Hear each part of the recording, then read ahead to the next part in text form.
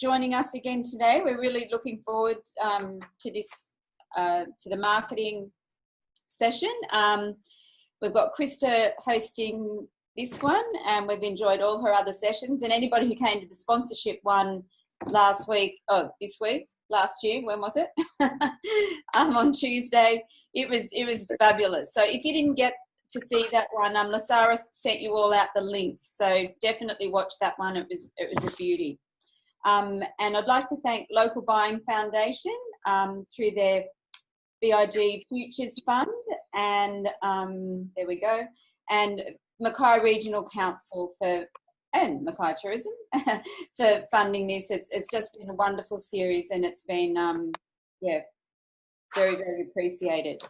So I'd like to begin by respectfully acknowledging the traditional custodians of the land on which we meet today, the Ubera and the Yubara people. I pay my respects to elders past and present, and to the young emerging leaders. I would also like to extend my acknowledgement to all Aboriginal members of the Bira Gubba Nation. There we go, Krista, take it away. Awesome, thank you, Chrissy. And thank you everyone for joining us again. Most of us, I think most of you, from what I can see on the participants list, have been before, but if you haven't, welcome and thank you very much for joining us this morning. Today's session is all about event marketing during and post-COVID. So I'll just throw up on the screen there. We're over halfway through the webinar series, and I just want to reiterate the great thanks to Mackay Region and Mackay Tourism, also Mackay Regional Council, and as Chrissy's mentioned, the Local Buying Foundation. Without these bodies supporting this, we wouldn't be able to put it on for free, and I'm very grateful to those partners, because without them, we wouldn't be here this morning. So we're covering the event marketing, and you'll see this week we've had retaining and attracting sponsorship by Stu Spears, and coming up in the next couple of weeks, actually we finish next week, is taking your event into the future post-COVID-19, hopefully post. And then the 3-step business plan. Okay, so let's kick off this morning. We're going to, what we might do, if you don't want to have your video on, just turn it off, and please make sure you're muted. The reason for that is if we do get a truck going behind us, or if you're still homeschooling like I am for the last time this week, I'm hoping my little darlings don't come in behind your camera today. But today we'll be talking about keeping your audience engaged at this time. Some 3 phases of marketing, which I've tried to break up into to help you plan, and really hone into some of the likely travel and consumer trends that we're seeing emerge. I'll touch on selling some online, or give some ideas on cash flow. And throughout today's session, I'll try and weave in some examples of events that I'm currently working with, but also others that I found online or that I am a ticket holder to. So I like sharing those event experiences with you. We do have a broad range of events in the audience today. So I haven't covered every type of event, but hopefully the principles are transferable over whatever genre you are. I just wanted to share with you to kick off this morning's session about some photos that I used to love seeing or even using to promote events. And as an event promoter, we usually try and find the aerial shot, the crowd shot, to show just how many people love this event. And I thought some of these images may not be, it's not that they're not kosher, but in this day and age, or this week anyway, some people might be very cautious of this. So I'd imagine this event, this photo here from Early Beach Music Festival, which is a magnificent photograph. It really shows the fun, the atmosphere, the type of event the type of image I would absolutely use to promote the event. But I'm wondering, what is our audience feeling at the moment when they see big crowds? And we were really lucky at the Stanthorpe Apple and Grape Harvest Festival this year. It was held on the weekend before the announcement on the 13th of March about no mass gatherings. So we were at the time starting to post all the event images that week. But as soon as mass gatherings were reduced to 500 or less and then quickly cancelled, we were very careful about, I guess, the type of imaging we were portraying. And it's not that, and please, what I'm sharing with you today, none of us are experts in this field, but I just wanted to give you a feel of what we're experiencing, and maybe you are too. So after our session today, we've got a good 20 to 30 minutes to share some of our learnings. But this image, I think, was brilliant. It was fun. It reflected the atmosphere of the event. Would I use this image at the moment as a hero image for the event? No way. Here's one from Mount Isa Rodeo. Again, I really love using this image, and I know a lot of media have used it. At the moment, when I see those people crammed into the seats, which during the time and during the event is great fun, that's what makes the atmosphere. But looking at it now, I'm like, ooh, I've got a completely different feeling for it. And the same with music, all these big crowds. So say going back to the Apple and Grape Festival, how do we portray that event? In this time when we're not sure of what is happening with mass gatherings, and I'm not saying never use a crowded image, please don't take that away from today, but just be, I guess, aware of what's happening at the time, aware of your audience. The community out there is so differentiated in what they feel about mass gatherings. Some are dying to get back to a big crowd and a mosh pit. If you listen to the, if you've heard of the latest Triple J research about their listeners, particularly, which makes sense, the younger market, regardless of COVID, are ready to go tomorrow, over 50% of them, to a mass music gathering. So for them, those images are still going to be very relevant. So this is all about understanding your target audience, the normal stuff with marketing, but also being sensitive to what they might be feeling. So with Apple and Grape, they have a very diverse target market. About a third are definitely 60, probably 65 plus, a third are families, and then a third young people, but more in the 25 plus age group. So maybe, you know, a softer approach, maybe not so many crowd shots, and more on the harvest and the apple and wine.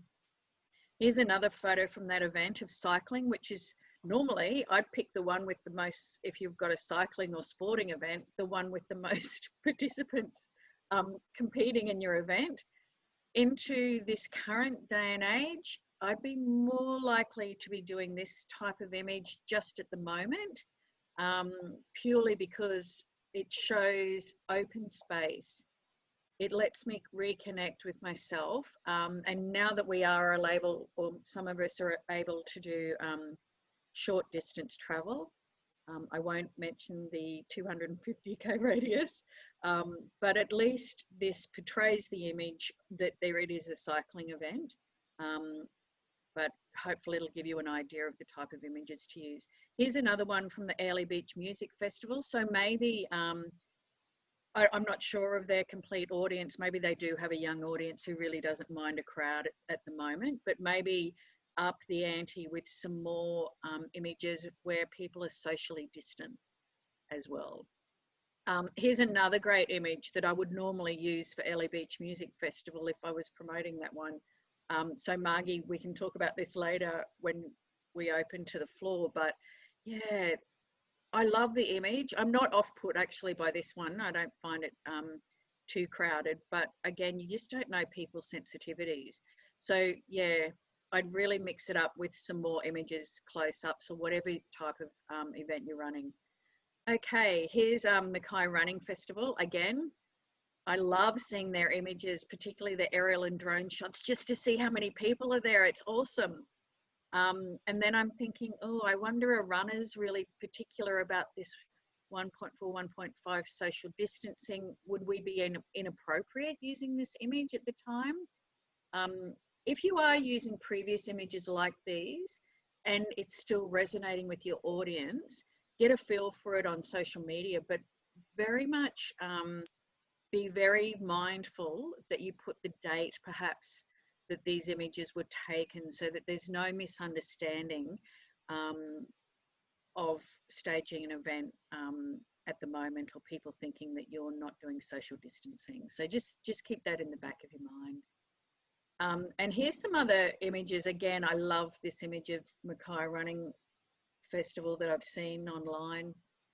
But again, I'm not sure some of those people are social distancing, and they didn't need to back then.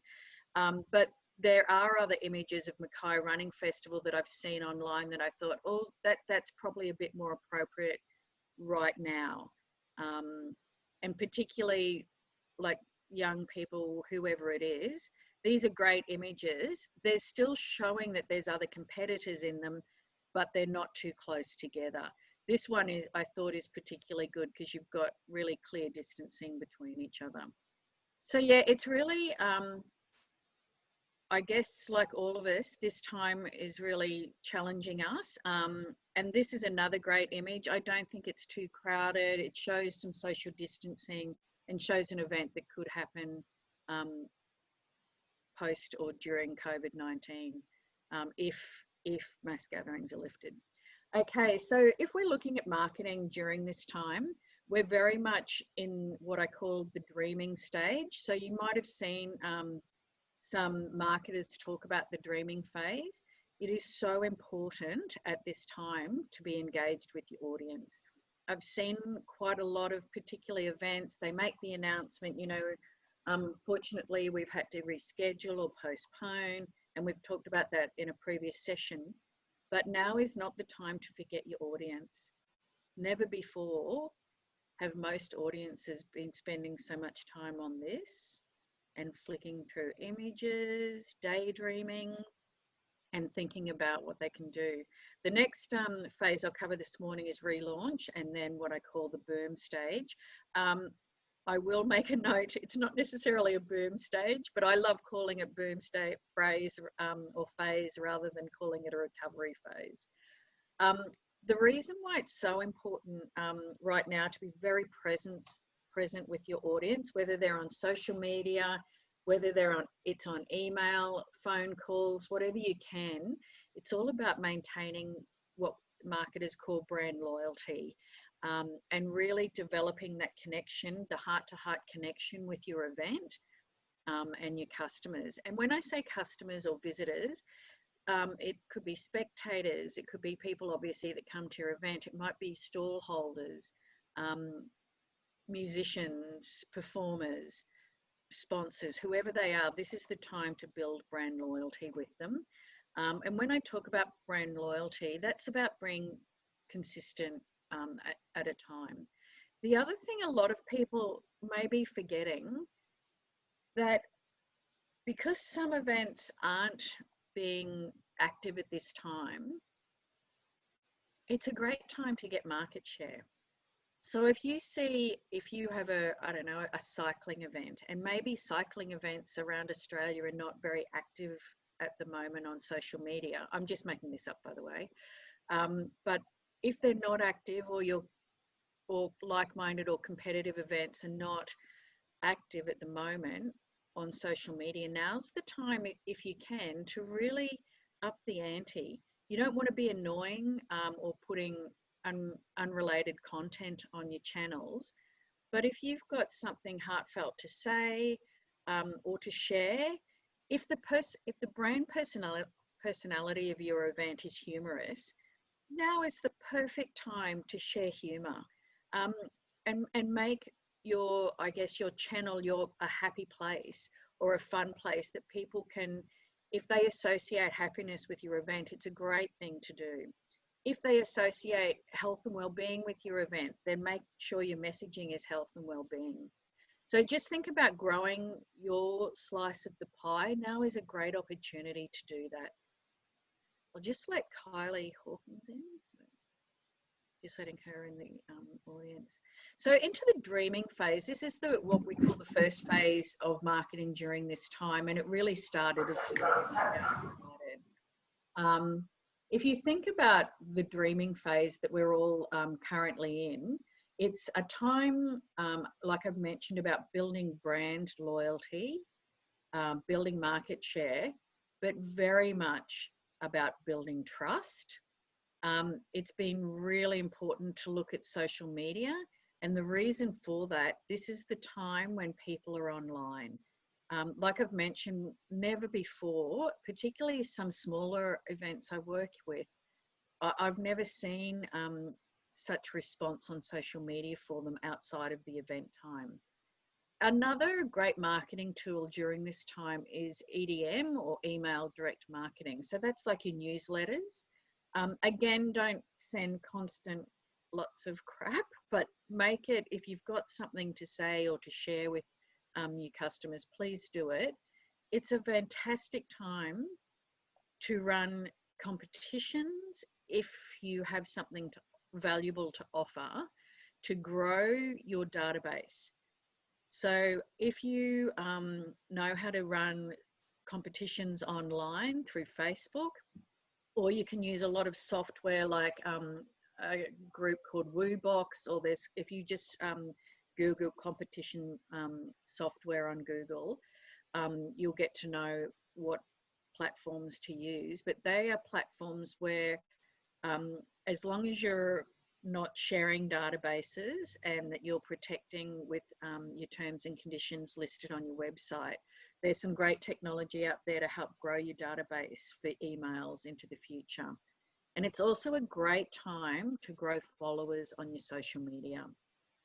If you do have any budget, I wouldn't spend all your marketing budget now, but if you do have even $500 to spend on social media, now would be the time perhaps to target into the areas that you want to look at, particularly in that shorter and regional area.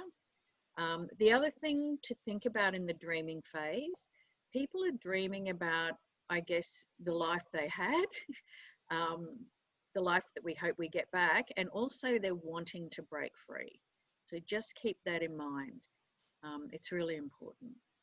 So going into the dream phase, I've put some examples there of ones from the Outback Queensland Masters. It's actually a golfing event, but I just wanted to share with you because it has a relatively small social media following. It's only a new event for Outback Queensland. It's the one where they give away, or they're giving away, $1 million hole-in-one. Now they have rescheduled to next year, but have a look at, they boosted this post here that was not a lot of money, and it's already over 25k likes. That's not reach. The reach is I think close to 70 or 80,000. 330 shares, and it also links into their website. And all it talks about is really simple. Outback Queensland, the visit is going to be worth the wait. #we promise, showing them where it is and a link to the website. Very simple messaging, but it's hit a chord for people dreaming, sitting at home going, oh, I missed those Outback websites, or I missed that. So depending, look, in the regions you guys are based in, I was just showing off my Hillsborough kangaroos in the background here. You have magnificent landscapes that people might drive through to get to your event, or it might be a backdrop for your event. So don't forget the destination at this time. The other thing this group has done, they've got a golf pro on their team, and he's actually been doing in his backyard tips for learning how to win the $1 million hole-in-one and keeping fit during this time, and specifically addressing his videos, which he just does on his phone. Luckily, Darren is pretty good. He's a pro from Brisbane, but he shares with them. He went for the Outback on tour last year for the first time, and it's worked quite well as well. Not as well as the destination images, but our loyal followers love Darren's insights. The other thing which was really good to promote the event to non-followers, that is actually as targeting into new areas, was here's one for the bucket list. Are you interested in this? Get all the dates, see you there in 2021. So it's really, that ad has worked quite well. And then we're now getting into also thinking about when people are traveling. So how does a few beers after 18 holes of golf sound, yada, yada. And we talk about the history of the area. Now, this has got nothing to do with golf, but we know people who go to this event are usually self-drive. So you want to make sure that they're actually seeing this as well. Okay, the other thing I wanted to share with you during this dream time, I don't know, for those of you who came to the postponed and cancelled workshop, remember we talked about how Mount Isa Rodeo had cancelled and it had but created actually some great media publicity. To keep their audience engaged, they've worked out a way to actually bring the event virtually this year. So they've actually just released this week how they're going to buck the coronavirus and deliver a virtual rodeo. I can't tell you how much going to that extra effort has meant to their sponsors. They've actually been able to attract some of their sponsors to give quite significantly to a virtual rodeo. They've got interest from overseas competitors, which we've never had before. So it'll be really interesting to watch that one roll out. It's in the first weekend in June. But just in that dreaming period, just remember this is the time where I think nearly or coming to the end of a dreaming period as we are slowly being allowed to travel. The other thing to think about obviously during this time is cash flow. Don't forget sales in this time. I appreciate that many people, including ourselves, have lost a lot of money. Some people don't have jobs at the moment.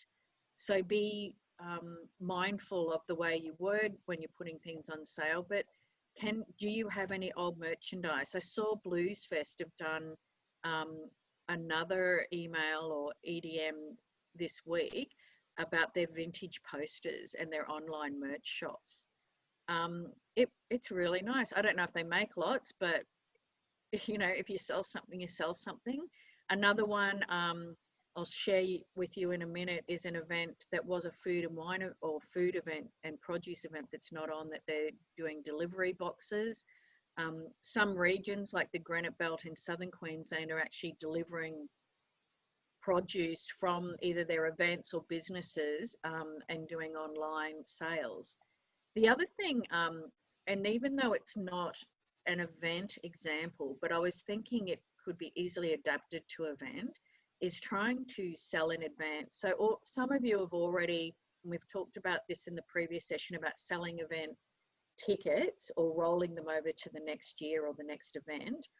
On top of that, can you pre-sell anything, or can you sell certificates or gift card or gift certificates to try and get cash flow? So here's an example of some content marketing where some accommodation houses are doing what they call behind closed doors. If you're a film event, you could call it behind the screens. If you're a running event, maybe it's on the treadmill, whatever suits it. If you're an Italian event, maybe you want to talk about Nonna's Kitchen, or if you're a farming event, you know, from our back paddock, whatever it is. This is one of called Behind Closed Doors, and they've actually looking at how you can do a backdoor tour and go inside the accommodation. And they encourage you to take the tour and then book ahead for when travel is allowed again and overnight stays, which for them, luckily, in Queensland is the 12th of May, or sorry, the 12th of June. So have a think of that. This is the other event I wanted to touch base with. I don't work for this event, but I followed them quite closely, the Scenic Rim. It's a Eat Local event where they've actually launched from that a Scenic Rim farm box where you can eat local at home. So they're almost bringing the festival to you. They're bringing their event to you. And even though it may not bring the economic benefit to their town at the moment, it's absolutely keeping some cash flow going. And even more importantly, it's keeping their audiences engaged so that they really want to go to this event into the future. And that's what this is all about. This is all about being relevant to your audience, maintaining connection, and really making sure that they're thinking about you into the future. Because there are a lot of, and there will be, unfortunately, businesses and events that fall by the wayside because of this challenging time. But I know, particularly in regional Queensland and up in your area, people are fighters, and they really will, I guess, join together to make sure we keep going. Okay, the relaunch phase. This is, I think, a phase that we're going into now, where we're looking at some travel restrictions lifting, with overnight stays being allowed, and also day tripping definitely. Even though we can't have mass gatherings yet, this is what a relaunch phase is, where people are starting to open up and they're starting to want to break free.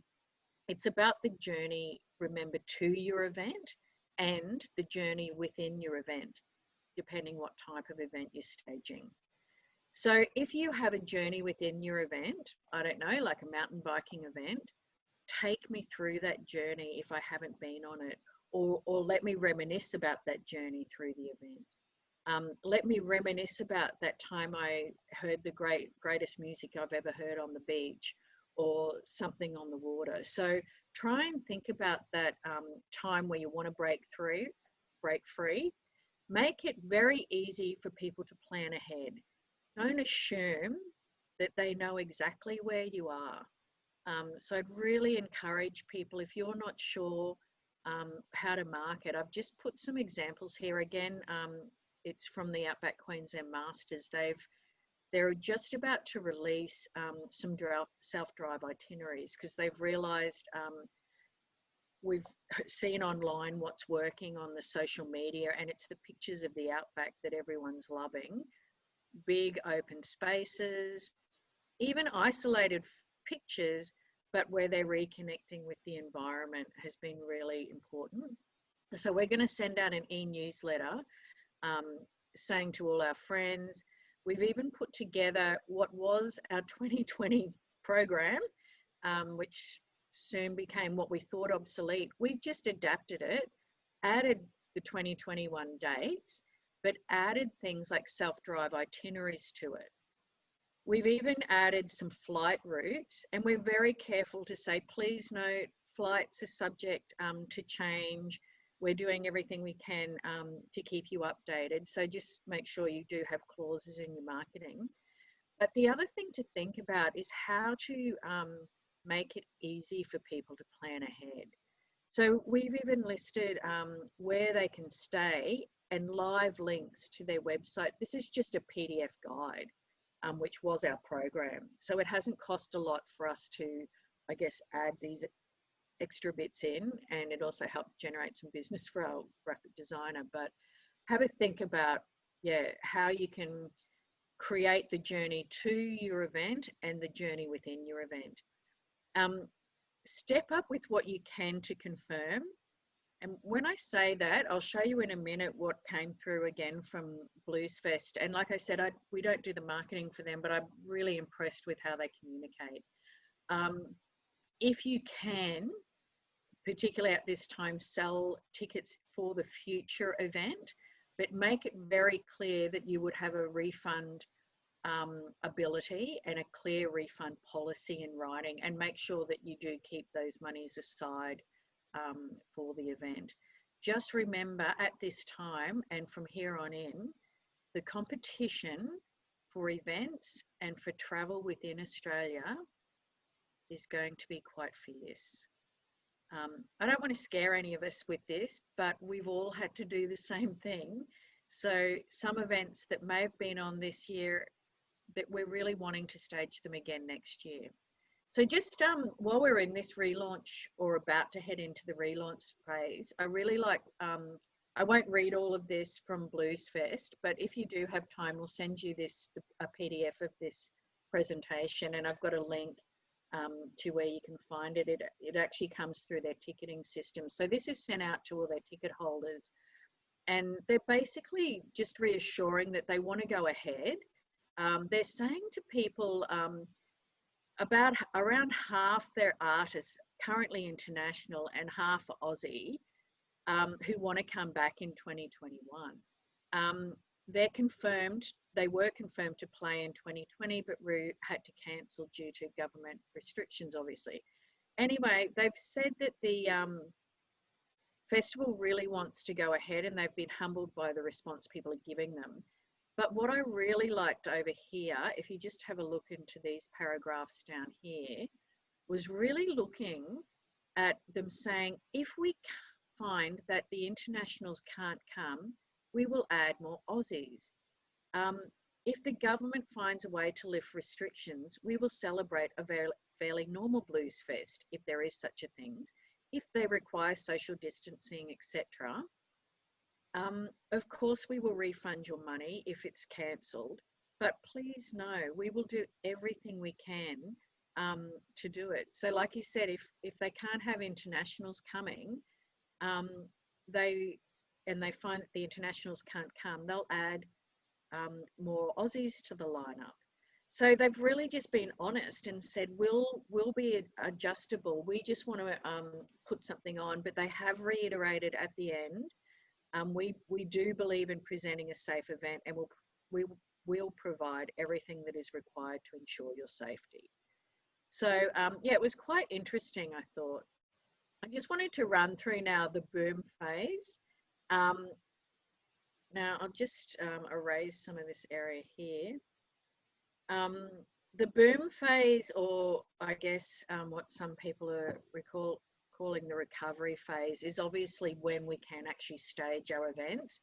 And I will reiterate, at that stage, competition will be fierce. To make it, we need at this stage to make it as easy as possible to share and give people the ability to purchase their event very easily. I've had a lot of people saying, oh, should we make it cheaper? No one will have any money. Look, I wouldn't go out discounting and making things cheap if it's going to send you bust. Just be really careful. It's more about offering people value for money, as opposed to just giving out cheap tickets to things or free. So just think about that wording of value and trying to think of that. The emotional connection that you've done through these two phases previously is what's really important. And the other thing to think about is making sure that you're developing, and we'll do this in the next couple of sessions about taking your event into the future, is about making the experience memorable.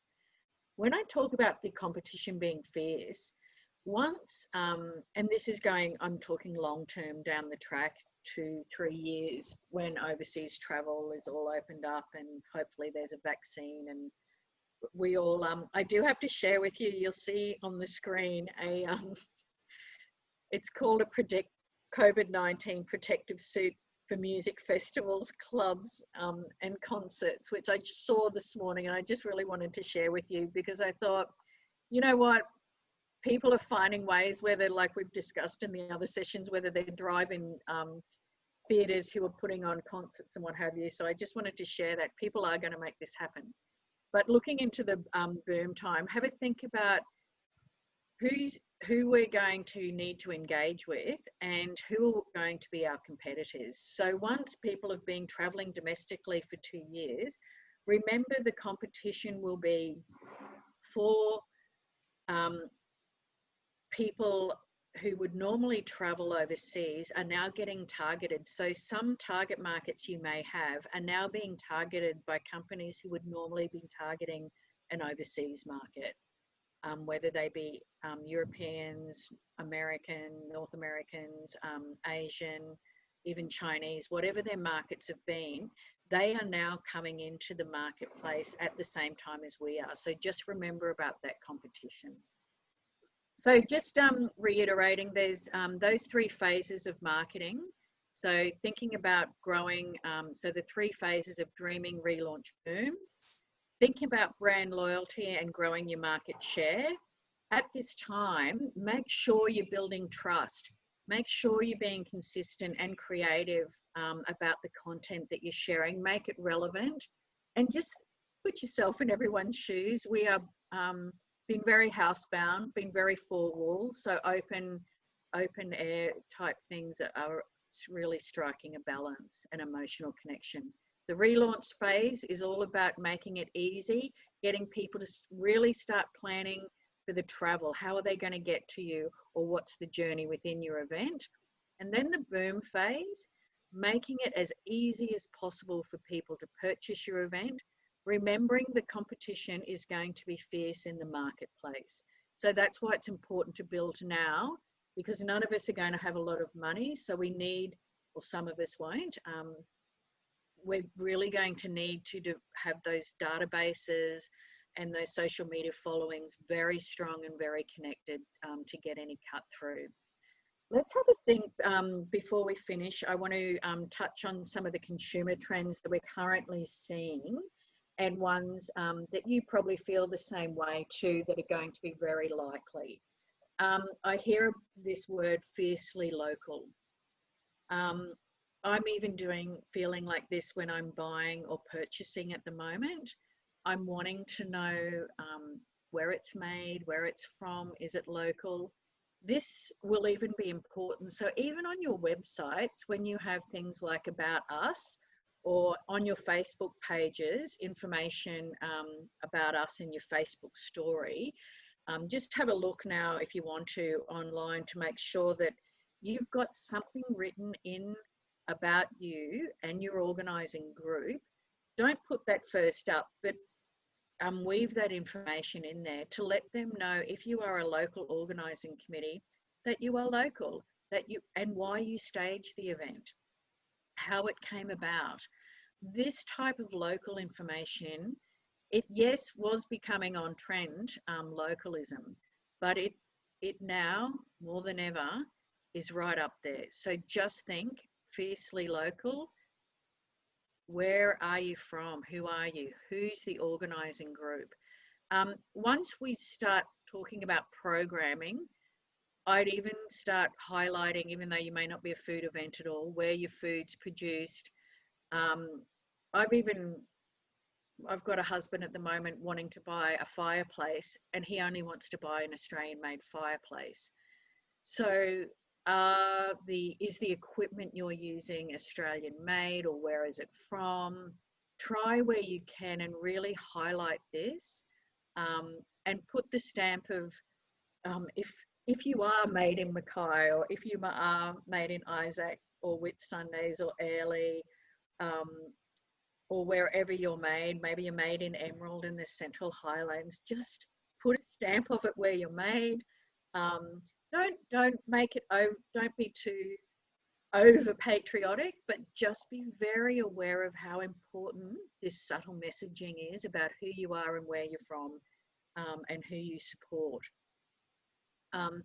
The other thing about the marketing at the moment, and this is going to be highlighted even stronger as hopefully we're allowed to do small gatherings, hopefully mid-sized gatherings soon, and eventually mass gatherings. People want to know, do you care? And a lot of us think, well, of course I care, but I really want you to think about this. How in your marketing are you portraying that you care about me, that you care about my family and my friends? And I don't want to hear or read, oh, we care about you, or I want to know, how COVID safe are you? Most importantly, can I trust you? So particularly if you're a mass gathering, and we are allowed to go into mass gatherings into the future, this is going to be really important. And that perception that I feel safe and that I can trust you. It's going to be very highlighted. And just remembering who purchases your event, often they're female. So they're very conscious of family and friend groups when they're purchasing.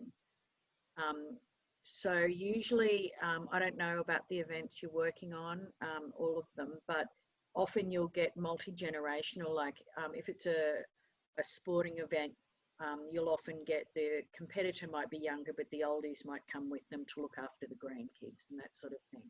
So you also consider your extended families that might be coming and how COVID safe are you. The other thing that's really big, and again, a lot of these trends were already happening. COVID has just fast-tracked these trends and I guess elevated their importance. The importance of being socially aware and giving back is high on people's agendas at the moment. Most of us are feeling when we purchase something, we want to feel like we're giving back or doing something for the greater good. So making sure that your communications, we talked about, I remember reading about the Airlie Beach music event and music festival. Sorry to keep bringing it up, but I was very aware of what they were doing when the mass gatherings were first cancelled. They were very much about talking about how they're supporting artists and performers, because without them, we don't have an event. And I don't know, it resonated with me. I thought, oh, they're thinking really cool. I like that. So I felt they had that real giving perspective. So have a think about how you're helping people in need during this time. And look, trust me, I completely empathise with everyone on the webinar today. We're all going through this crap together. We're all feeling depleted some days, and we think, oh, I don't know if I've got anything left to give. But it's at this time, particularly for the brand and the future of our events, that events have a great platform anyway that normally give back and make them socially aware. So make sure that you can help people during this time. So those particularly three, I guess, consumer trends that are high on the agenda, and I think are just going to get stronger and stronger. So think about how you're going to incorporate them into your messaging and your marketing, whether it's digital, print, posters, websites, all of that type of thing. The other thing to don't forget, I know you all know this, is social media. Its uptake across all demographics, the interaction and sharing at this time has been probably unrecognisable. Hopefully it does continue, maybe, or part of me hopes it doesn't continue quite at the level. But think about Zoom, like even what we're doing today. I know Mackay Tourism, one of the first events they had was a networking function, I think, and Chrissy can tell us later, but I think they had something like 50 or 60 members, social networking across Zoom, having drinks and happy hour. And I thought that was a great event. So if you're a smaller event or you have sub events, maybe you could hold those virtual events just via Zoom, FaceTime, Messenger, whatever you want to use, and really take advantage of social broadcasting at this time. Even doing little webinars, maybe don't call them a webinar, but, you know, come and have a coffee with us or join us for dinner or drinks this Friday afternoon for 15 or 20 minutes just to have a chin wag about how we're training for next year's event, or what are you doing to plan for the big adventure, whatever it is. And don't forget, if you do have drone footage and beautiful sweeping outdoors footage, make sure you're using it at this time. Okay, digital retail, it's increasing massively at this time, understandably. So please make sure, if you don't already have online ticketing, that you use this time to work it out. And even if you're a free event, depending on how you're structured, but maybe you could have ticketing to your event even though it's free.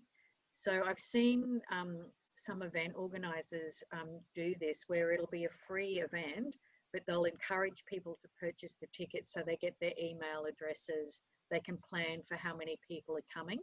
And this may be a great management tool if we have capped numbers for gatherings, particularly in the coming year. I think we probably will. So have a think about also testing your own systems if you are online. Grab your smartphone, and if your ticketing is live, it probably isn't at the moment, but just find someone who is, and have a think about how many times it takes me to press buttons to get the tickets. Please make it easy for people as easy as possible. And now is the time to start thinking about, if you don't already do this, I know some listening today already do this, but package your event. Package it with, make sure that your website is, or your ticketing platform is like a one-stop shop, where I get the ticket or the 2 or 3 day pass to the event. I can choose the accommodation. It's got a price there for me. Because if you're a trusted event and people, you already have a great reputation, then you're a great platform to, I guess, have accommodation and tours that could be packaged with you. I find for most of the events I work with, we don't make any money really out of packaging with other people as such, but we find that our customers love it because we've made it easy for them. We can plan ahead the numbers, and it also benefits the wider group. So we're even getting comments at the moment for that Outback golfing hole-in-one, where people are asking, oh, why can't we camp for free at the golf club, and we'd love to do this. And we say, look, we appreciate your desire to do this, but we wanted to let you know we're trying to run this event to benefit the local businesses and accommodation houses and caravan parks and bush camp areas in each town and region. So that's why we're encouraging everyone we can to stay in commercial accommodation if they're able to. So just aware and wording it like that, because then we're giving back as well. Okay, so some of the, that just covers some of the consumer trends we've got coming up. I did want to share with you my theme song and the best consumer trend, I reckon, for 2020. I want to break free. I'm not going to sing it for you, but just keep this song in the back of your head, because this is the emotion. So when we're trying to connect with our audience, not everyone, but many of us are feeling like this. We want to break free. We want to break free from the 4 walls. We want to get into our independent life, have a personality again. Just remember this emotion when you're communicating, like I said, no matter what channel you're using. I will say, just remembering those consumer trends, just remember the reality check. In the back of my head, always have compassion. Not as many people have jobs at the moment. Those that do have jobs have probably used up all their leave. So they may not have a lot of time to go on, I guess, travel far for events and that over the next year. It doesn't mean that they won't, of course. There's a big pent up a number of consumers ready to break free, trust me. But just be aware that those who do have jobs even may have used up their leave. Those with money to spend on travel and events will be selective. We're not probably going to be as carefree as we were. I'll be honest with you, in the last few years, I'm not even sure how much a bottle of milk was costing. I was a lot more carefree with my cash because I knew I could just work harder and earn more income. At this time, that's not a reality for many. So just remember, I will repeat, that competition will be fierce. And for many of us, we'll support those who've supported us through this time. So those events that have been present through this time with us, that haven't annoyed us but been positive, I think will have a really good chance of surviving this. Please don't make your COVID-19 messaging dominate your event marketing. Most of us, I won't say most of us, many of us, and some of friends that I speak with, we're a bit over COVID. I think sometimes we live in a bubble where we see that, gee, I wonder who's going to be around. Are we really listening? Why do we want to hear? Most of us are so over the COVID messaging, but be aware that some sectors in the community who've had family die from it, or relatives overseas who are exposed, are very, very aware of it. So you do need to understand that there's different parts of our audiences that are going to be much more needy of hearing how COVID safe you are. Others are not needing it. and what I want to say is just don't dominate your event marketing with it, but ensure it's there to reassure visitors, competitors, performers, your volunteers even, if you've got staff or contractors, they're going to want to know that they're safe. And your sponsors, your corporate partners, strategic partners, they're going to want to very much know that you're delivering a safe event for when we are able to deliver events. So everyone's going to want to know this. So make sure that messaging, and please do not put stamps of COVID safe on your marketing until we know what processes are involved and until you actually have done it. And be very aware of making sure that what you're saying you're actually doing, so that I guess you don't get in trouble if something did happen. Just on a positive note, there are some things that you can do straight away now to have a COVID safe message without putting a COVID safe badge on. Facebook, if you're on it regularly, has already put, and some of the other social media channels, where they've actually put, like on here, a message on Facebook about updating the information about being COVID safe and public policies. If you're not that ready yet, and many of us aren't, we're just, because in events, I think we're the last ones to have a COVID safe policy. But even in your updates, you can do it there. In your description, you could even put it in there. So in the updates, it might just be our event is obviously being rescheduled due to the travel and health restrictions at the moment, but please be aware we'll be following yada, yada, yada. So I've just cut and pasted some wording we've used for Outback Queensland Masters. Of course, we don't want you to copy word for word, but hopefully it'll, for recycling purposes, it might help. So we just say we're working closely with regional and public health authorities to implement new safety measures and to inform our competitors and spectators on relevant updates in relation to travel and health advice on COVID-19. And we make, I won't say make fun, but we make sure our personalities put into this. We say, you know, we're staging the event entirely outdoors with cap numbers. We're wearing our golf gloves, and we'll be following the latest advice. So just keep an eye on that as we go through. And saying basically that we're keeping everyone updated as soon as we can. Of course, none of us, or many of us, are not experts in this, and we're absolutely not health experts. I don't want to even put information out there that I don't know what I'm talking about. So if you're not sure, just put links to where the latest health and travel information is. And if you're wanting to get the latest on COVID safe guidelines, there's the National COVID-19 Coordination Commission. They've done a bit of an outline for businesses to be COVID safe. The tourism industry, so QTIC, Queensland Tourism Industry Council, is currently working on this. And also, which you'll probably hear about through your regional tourism organisation, whether it be Mackay Tourism or Capricorn or Whitsundays, they will actually also let you know when QTIC announces their program. But ATEC, the Australian, this is Safe Work Australia, has a COVID Ready program.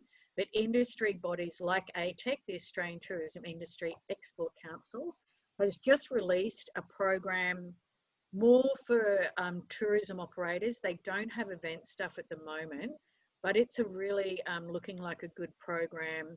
No doubt these bodies, as soon as we're allowed to do, the reason they can't do COVID safe programs or COVID-19, I guess, safe plans for events at the moment is we don't know what the rules with mass gatherings are. As soon as that's released, then I'm sure these bodies will start releasing some more information about COVID safe emergency plans. But to be kept abreast of the info, if you're interested, have a look at those. They're really handy. We're coming up to 12 o'clock. So in about 5 minutes, Chrissy, I'll hand over to you and we'll open up to everyone going on voiceover and things so you can hear and ask questions. But I do, just before we finish today, have a think about remembering who you are. So when you're communicating with people and your audiences, remember to communicate your event's brand. So what's the personality? Those of you who've been to some of the marketing workshops at the event boot camps, we talk a lot about the brand. What's your color? If you were a band, who would you be? You know, would you be the Beatles or the Rolling Stones? What song would sum up your personality? So when you're writing, particularly on social media and to people, that's why I loved the writing from Blues Fest. They were just really honest. And they said, you know, we don't know if we're allowed to have internationals. If we are, we'll invite them, and of course we'll have them. But if not, we'll invite more Aussie performers to be here. Just at this time, the best way to develop trust is through honesty, obviously, and not being something that you're not. So just remember, not that I'm saying anyone in the audience today is doing this, but I've noticed some of us, if we're nervous or under stress, might become a little bit short or a little bit more official in our communications. And this is a serious time, but don't forget the personality of your event. Okay, so it's 12 o'clock now, and we've got till 12:30 today. So I just wanted to highlight the next two sessions we've got coming up, which is about taking your event into the future. So we'll look at some more tips, particularly on experience development and your programming of what events might look like. I'll reiterate some of the fun things that are happening. And then for those, we'll have I will make it fun, who haven't done the 3-step business plan at the end. That's on next Friday. So Tuesday is taking your event in the future, and then the business plan.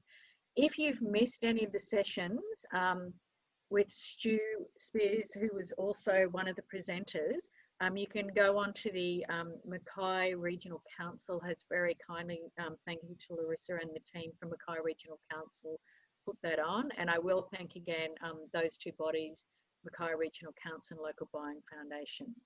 Okay, I'm going to head over now, and Chrissy, I don't know if you're around, or Lasara, if you'd like to, if everyone wants to start chatting and putting their videos on. I actually had a question. I was going to be really naughty and ask, hopefully everyone else is thinking this too. Yeah. Just when you were speaking about the ticketing for events, even for free events, was there any particular platforms that you could recommend for the events to consider, especially when you're talking about being able to package? Like, I wasn't sure if there were any systems that were better at being able to do the ticketing plus the packaging all in one. Yeah.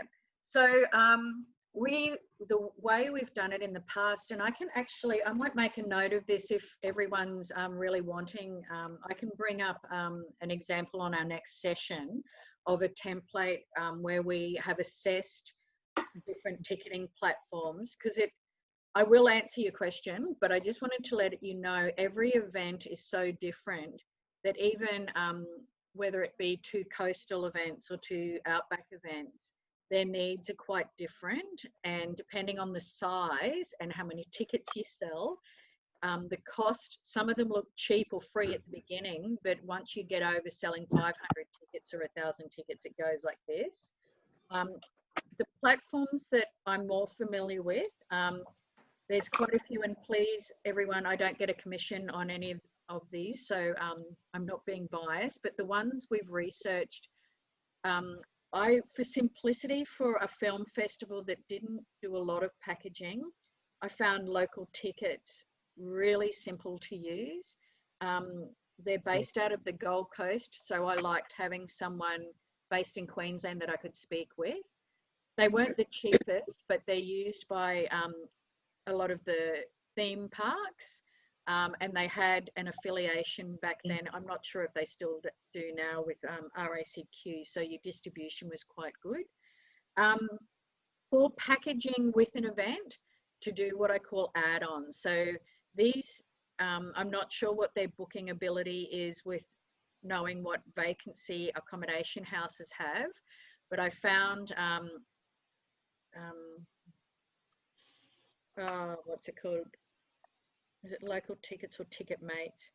Don't quote me on these, Larissa, because I'll have to look. I can't remember the name of the company we use because I've got 3 of them. There's another company we use that is fantastic for small events that sell under 5,000 tickets.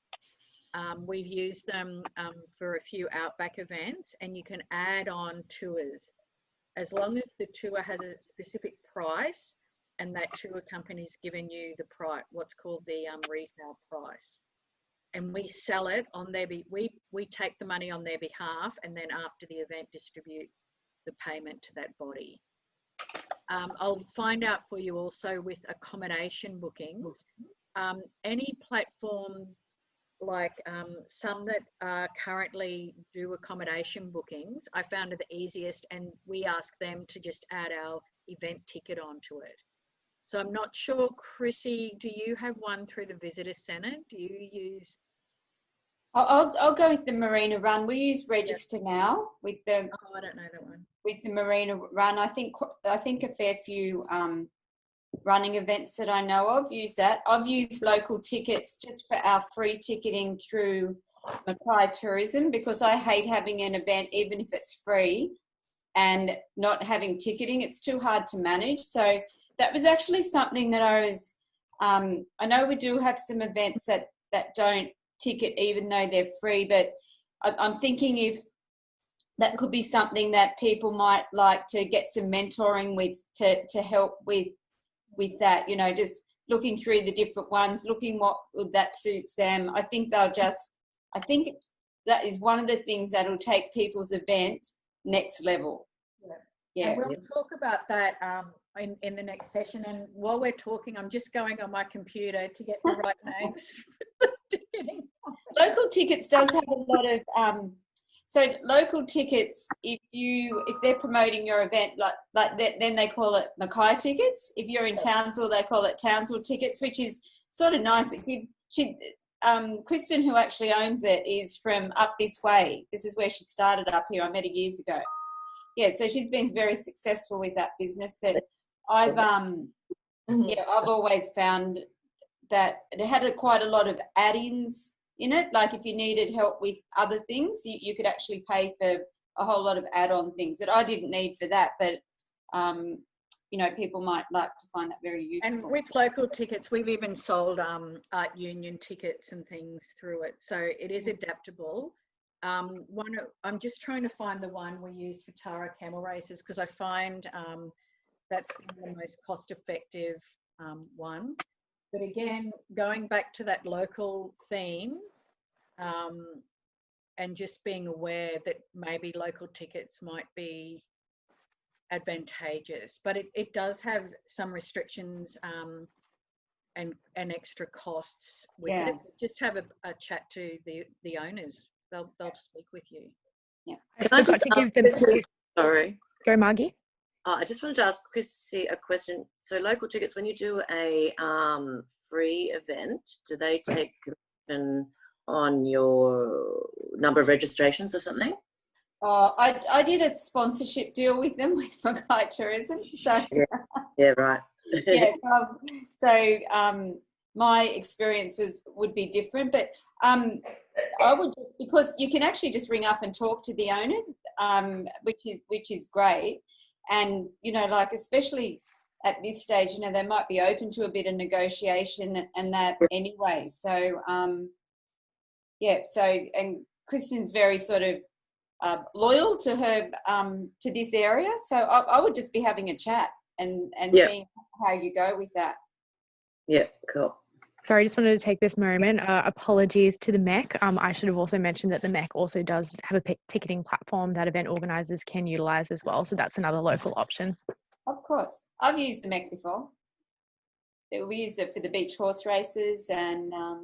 Music Festival uses it. Yeah. And definitely, again, if you're Mackay based, what a great local distribution to go through. And again, by supporting locals, you're supporting jobs, yada, yada. So that consumer theme. Database. Krista, there was a question that I wanted to ask you about marketing.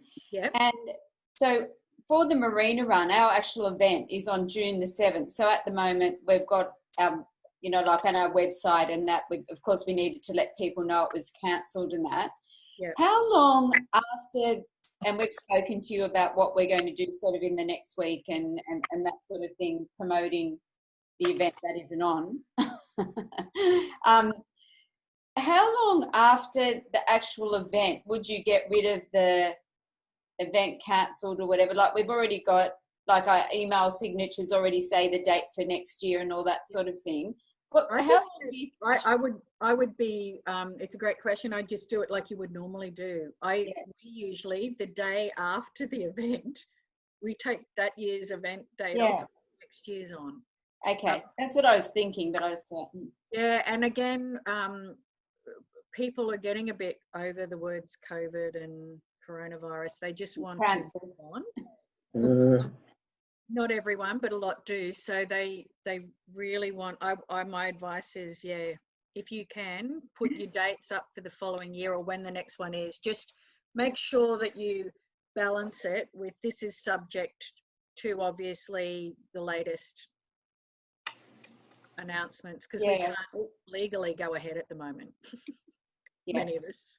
No, that's good because I was just thinking that when you were having all that, because the other thing is, you know, we were talking about what pictures and that we were going to put up, and I really didn't think about, because like our best pictures, all that crowd running through the big gantry, and then I thought, oh heavens, no, that's not going to, when I was listening to you with that, so that was some really good advice, because we got lots of other good pictures, but that would have been probably what I went to straight away. Awesome. And actually, that's something I didn't mention in the session. If you make sure you celebrate, particularly if your event's on over winter, make sure you, or was going to be on over winter, make sure you celebrate the day your event was going to be on, or the days. Yes. So I won't say everything that you guys are doing for the Marina Run, but a lot of events are using that day somehow to do an online event or ask people to share their content.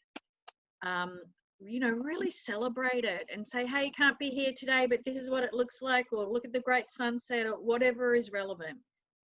It's a great marketing opportunity, and then to launch. And here's the dates. Don't forget to visit our website, sign up for our e-newsletter if you haven't already, and we'll give you the latest updates and special offers or something. Has anybody got any other questions about their particular event that you would like to ask Krista with your marketing, or ask about, you know, what pictures you should be using or anything? Oh, let's just turn that down.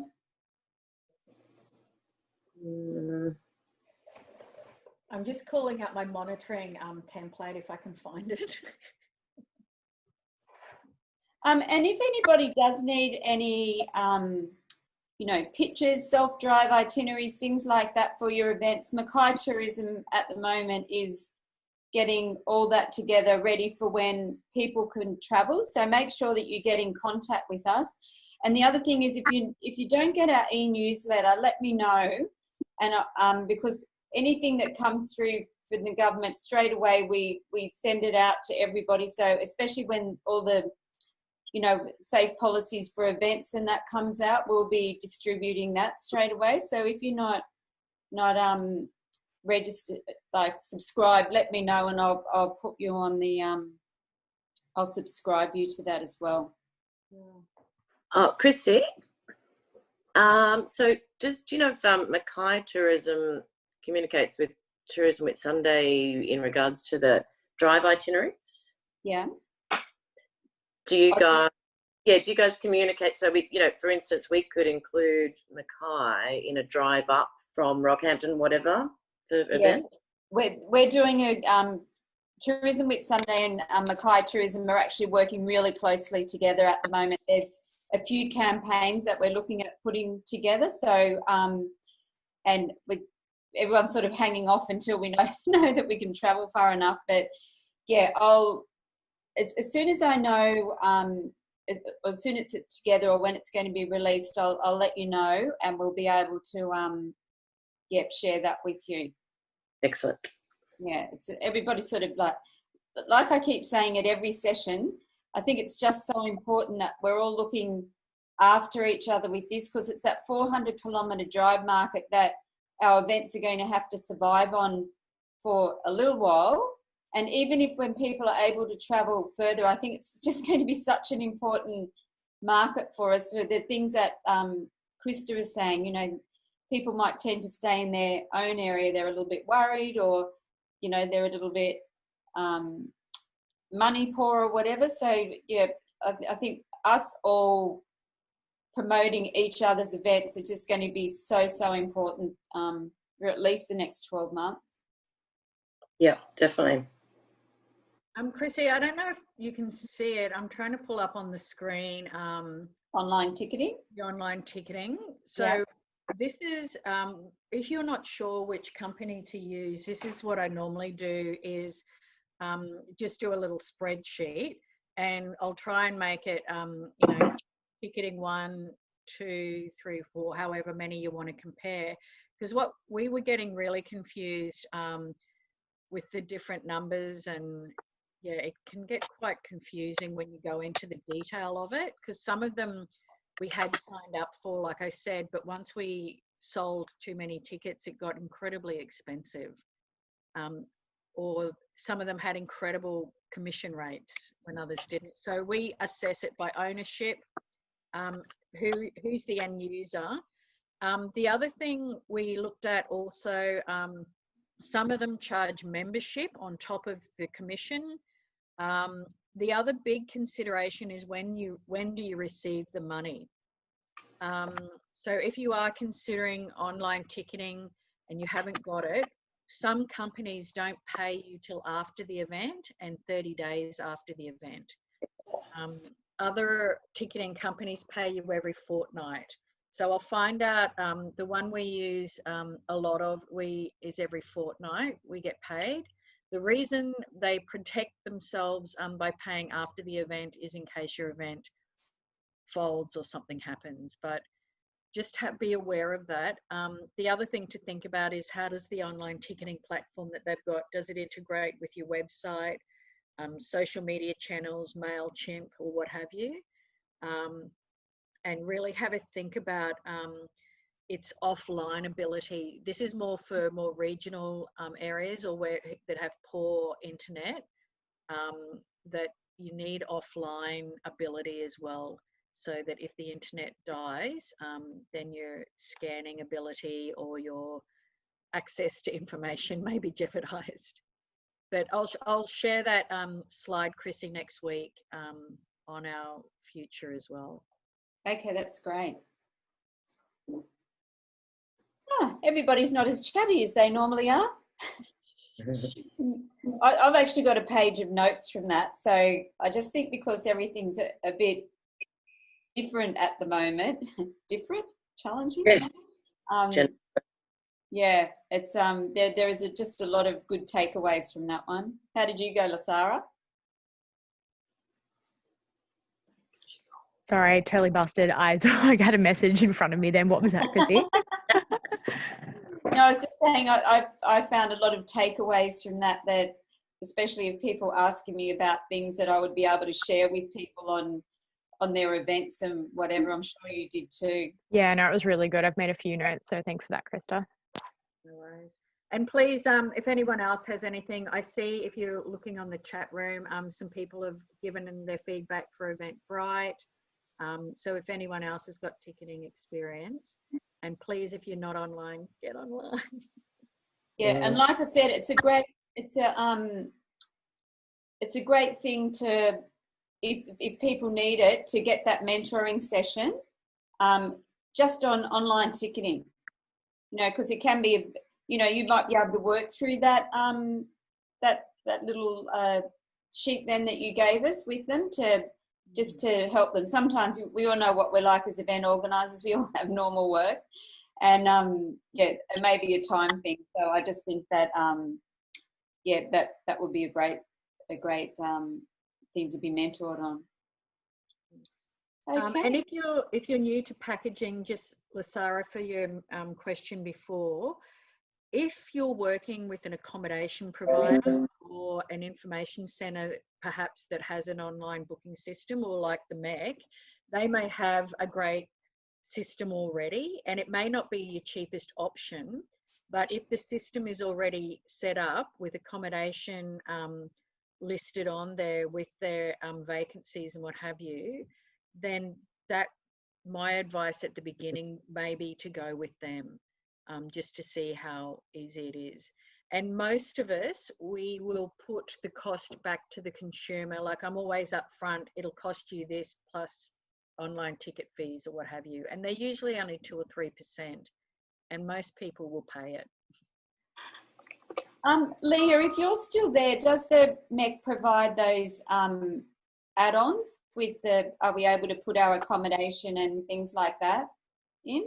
Hi, Chrissy. I'm actually not too sure. I'm not super up to speed on our ticketing system, but Lasara and I have sort of been chatting a little bit, and Lasara is going to get some information from our box office staff here and hopefully hand that out to everyone. Oh yeah, that's great. Thank you. And we, because of the interest in it, and because I'm hopeless and can't remember the name of the company that I really like using, I will make sure that template I've shown you, we will include in Taking Your Event into the Future on Tuesday. And we'll also ask Lasara, I don't know if you'll have the information by that time, but either that time or in the business plan session, talk about online ticketing and the advice from the MEC as well. Yeah, that's great. Supporting local. Okay. Lasara, you got anything more that you'd like to say, or Krista, or otherwise I'll... No, great session. Thanks, Krista. Yeah, it absolutely was. So thank you everybody for participating again. And so these will be all on the, Lasara sends out the link, they'll be on the council website. They'll also, we've also got a YouTube playlist with Mackay Tourism that everything will be on.